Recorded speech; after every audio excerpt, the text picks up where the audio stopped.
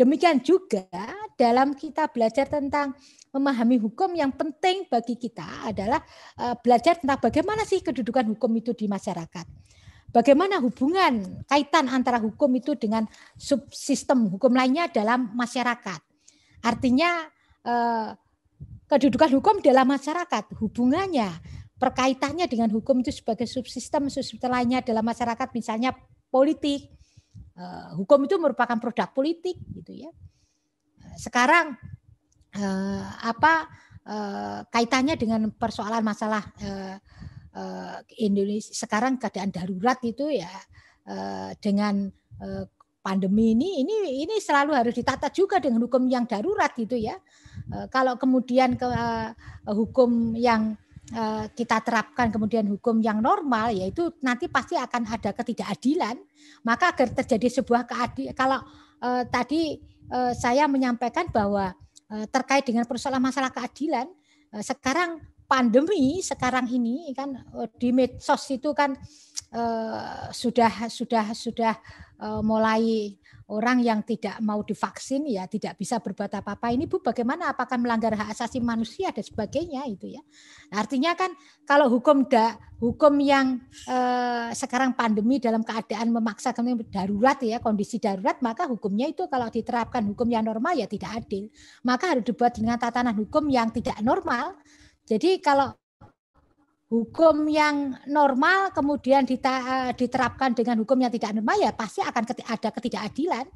Maka kalau kemudian hukum yang tidak normal, maka ya harus diterapkan kondisi keadaan yang tidak normal. Artinya sebaiknya demikian gitu ya. Jadi ada pada saat dulu ya, sekarang ini kita melihatnya sebenarnya semua ya hukum itu memang kalau bicara tentang hukum ya tidak bisa dilepaskan dengan produk politik gitu ya. Nah, oleh karena itu penting kita memahami hukum. Bagaimana juga mempelajari pemikiran-pemikiran tentang hukum.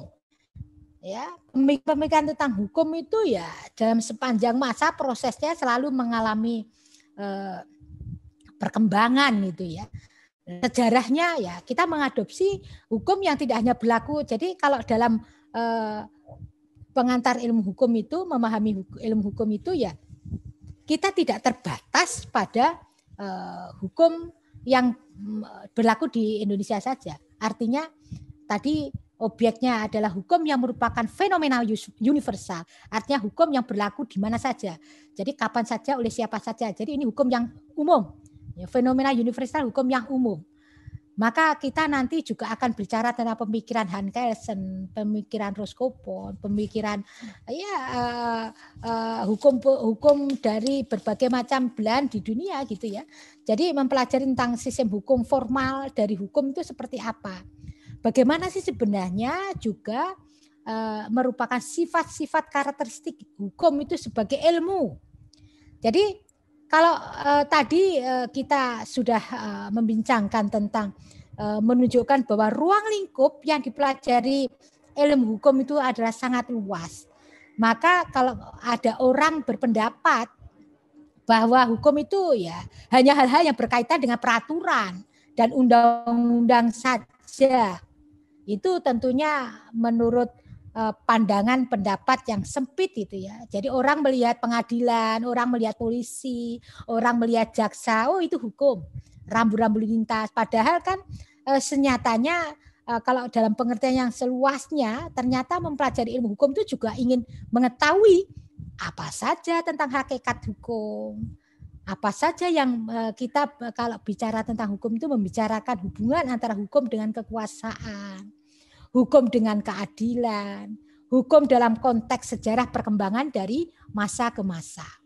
Maka dari itu, teman-teman, sahabat-sahabat semuanya ya, kalau kita lihat ilmu hukum itu ya tidak mempelajari suatu tatanan hukum tertentu, ya suatu tatanan hukum tertentu saja, ya. Jadi tidak mempersoalkan hukuman. Tidak menyoal hanya terbatas pada soal tatanan hukum yang berlaku pada suatu negara tertentu, tetapi juga belajar hukum di negara lain gitu ya. Jadi tidak berlaku hanya hukum positif saja yang berlaku dalam satu negara tertentu pada saat tertentu yang disebut dengan hukum positif. Oleh karena itu jelas kita dalam ilmu hukum itu melebihi dari batas-batas pada hukum yang berlaku pada artinya negara pada semua tidak ada batasnya gitu ya. Ringkasnya kalau kita pahami ya bahwa dari objek ilmu hukum itu ya sifatnya universal berlaku dalam satu negara tertentu. Karena itu tidak terbatas pada hukum positif ya. Nah, dalam kita mempelajari tentang ilmu hukum ini, yang penting metodologi kita ya. Ilmu hukum itu juga mempunyai metodologi gitu ya. Ilmu metodologi dalam ilmu pengetahuan hukum ya, ilmu hukum itu cara yang digunakan untuk mempelajari hukum itu ada 3 ya. Ada 3 metode yang digunakan untuk mempelajari hukum. Yang pertama di sini adalah metode ideologis ya. Yang kedua metode normatif, analitis ya. Yang ketiga adalah metode sosiologis. Jadi kenapa pemilihan metode ideologis, normatif, analitis, sosiologis gitu ya. Ini metode ini digunakan tentunya tidak bisa kita memisahkan pengamatan terhadap dari hakikat hukum. Ya, hakikat hukum. Ya, hakikat hukum di sini adalah kalau kita melihat metode ideologis ya, metode ideologis ini kita memandangnya hakikat hukum itu jika seorang itu melihat hukum ya, hukum itu dari optik ya, dari perspektif ya, sebagai perwujudan dari nilai tertentu. Jadi kalau optiknya seseorang ingin mengkaji, ingin belajar, ingin memahami hukum itu dari sebuah nilai tertentu, maka orang tersebut ya di sini dalam metode yang digunakan orang itu akan mengkaji atau menguji ya bahwa hukum itu harus mencerminkan suatu nilai-nilai tertentu. Nilai-nilai tertentu yang tentunya dari abad mulai dari zaman kemerdekaan ya, fase kita ini kan Orde Lama, Orde Baru ya toh. Kemudian fase penjajahan, kemudian kemerdekaan itu Orde Lama, Orde Baru sampai dengan reformasi. Ya, sekarang tahapan kita melihatnya ya nilai-nilai tertentu yang sejak berabad-abad dibicarakan adalah pemahaman tentang arti keadilan.